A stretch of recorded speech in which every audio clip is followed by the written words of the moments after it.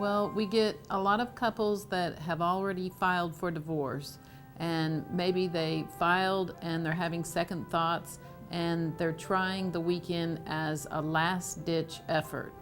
And actually, many of those couples have already tried traditional counseling and they're coming to the weekend to see if there's any way that we could salvage this before we go ahead with the divorce.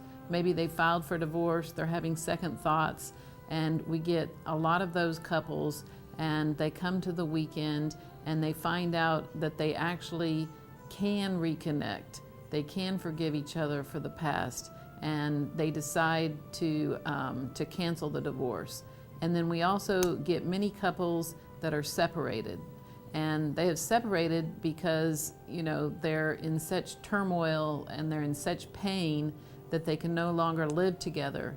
And many of those come to the weekend and they're able to listen to each other and to have understanding. They learn how to communicate without blowing up, without arguing, without fighting.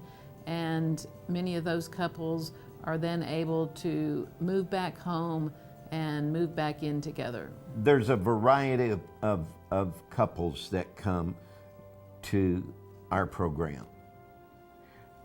Typically, we have couples that some of them are newlyweds, to be truthful. Maybe their parents came to the program and their parents' marriage got turned around because it was going through some tough times, and parents sent their newlywed kids to make sure they got that marriage started out on the right track. So we get quite a number each year of newlywed couples that want to get that marriage started out on the right track. And this program is, what's amazing about it is it will give them those tools that they need to sustain and maintain that closeness, that ability to communicate with each other and have that transparency with each other.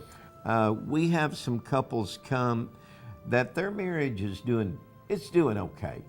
They've been married 10, 12, 15 years. It's not in trouble, but they've hit a few rough spots, and they're maybe just going through a kind of a little tough desert time or a little stormy time that they just we want to keep this thing secure. We want to do the maintenance on this, and we want to get a tune-up and really make sure this keep our relationship close and vibrant and alive.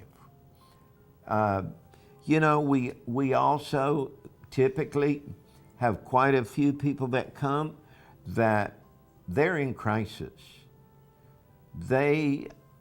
When they call, really they're the ones that we need to get into our office and talk to as soon as possible.